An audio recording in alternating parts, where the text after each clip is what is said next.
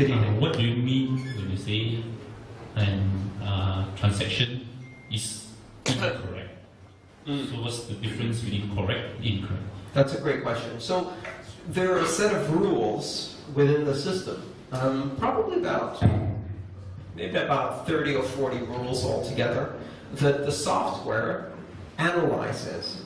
So for example, if a transaction says, my address is paying your address some amount, right? Well, a correct transaction is one where my address is correctly formatted and is a valid address. Your address is correctly formatted and is a valid address.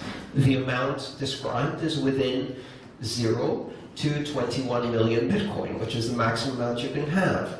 I actually have that amount to pay you, and if I don't have it, I can't pay it. That amount hasn't been spent before from my account, so it's not being double spent, right? The transaction has the sufficient fee to pay the network. There's all of these little rules, not just for transactions, but also for the blocks that contain them, and they're cumulative.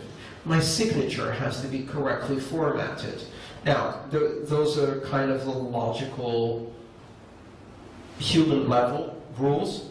There's 30 or so rules that are very at the programming level. You know, the first 3 bits of the version number of the transaction have to be X unless the time lock on the transaction is set, in which case these version bits, you know, there's all of these arcane rules, which have to do with analyzing the format of the transaction.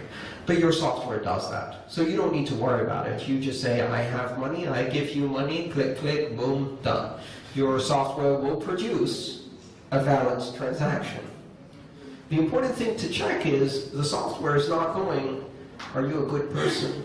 Are you a bad person? Are you on a list of good people or bad people? Are you allowed? When were you born? What's your gender? What's your religion? None of those are in the rules. And that's the important distinction.